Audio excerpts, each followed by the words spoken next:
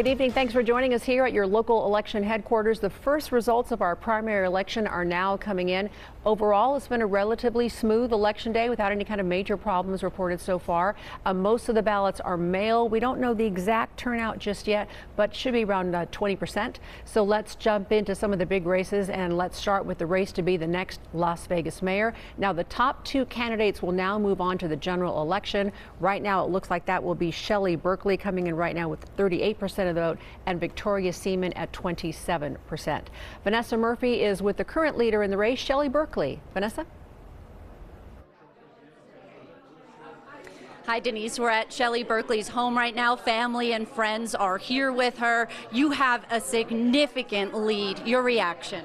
Well, obviously, I'm thrilled and very appreciative to all of the voters that cast their vote, not only for me, but for all of the candidates. I thought it's been a wonderful, wonderful campaign. I think the quality of people running for the mayor's office were superior. And I think I see a lot of future leaders in the number of people that were running. So for me, I'm excited, I'm grateful, I'm happy, and looking forward to moving into the general election. Thank you. And one issue we hear from viewers about so many emails, housing, the housing crisis here. Can you tell me one thing that you will do immediately to try to fix this? Yes, and let me preface this by saying the first home my family ever bought was here in Las Vegas, cost $33,000. It was right off of Eastern Avenue because I went to Valley High School. I know that people have the same desires that my family had, to have a home, have a safe apartment, a place that you could raise your family. There are a number of things that can be done. I know the City Council has worked on some ordinances that I think are helpful, but what we have is a supply and demand issue.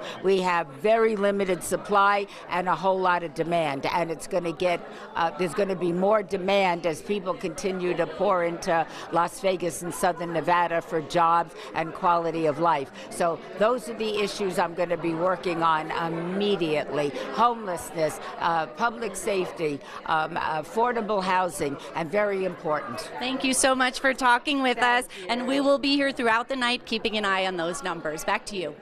Vanessa, thanks for that. So now let's take a look at some of our congressional races right now. Sam Brown has a significant lead in the Senate Republican primary. In fact, it looks like he's going to go on to face incumbent Democrat Jackie Rosen in the November election, since he does have more than 50% of the vote. That will be one of the most closely watched races in the whole country come November.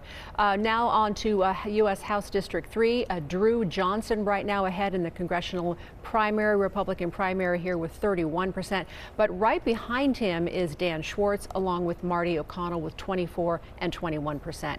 And then former North Las Vegas Mayor John Lee, seen here on the left, has a lead for Congressional District 4, 51%. The winner faces Democrat incumbent Stephen Horsford.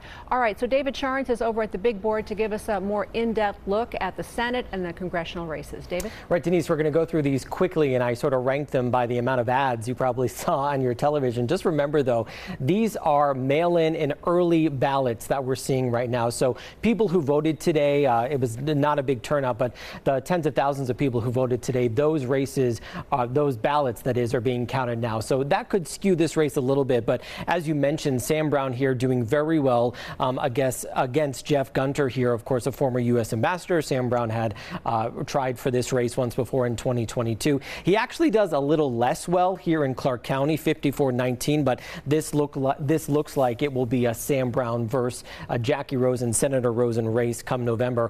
In the third GOP race, this is the Summerlin-Henderson area. If you live there, you'll probably be seeing a Drew Johnson Republican ballot in November. Again, this is probably the closer of the two House races we're seeing right now. Dan Schwartz there behind them. There's only about 1,400 ballots there between them, so this could change in the next couple of hours. And then in the fourth district, we're talking North Las Vegas, Nye County in North. John Lee, the former mayor of North Las Vegas, doing very well. But again, David Flippo there just behind just a little bit. And as Denise mentioned, turnout is looking like it's going to be something like 20%. That's a very, very low number. Not a lot of people excited about this race, or these races, I should say, but we won't know the total turnout until all the ballots are counted, and that, as we know, could take a couple of days. Good thing, though, Denise, they actually started counting this morning compared to years past. So there's good news out of this. Yeah, usually they would wait till 7 o'clock to start to actually tally all those votes. Meantime, let's take a look at some of the county commissioner races for Clark County. Ross Miller is leaving his post. April Becker, as you can see here, way ahead in the Republican primary with 70%.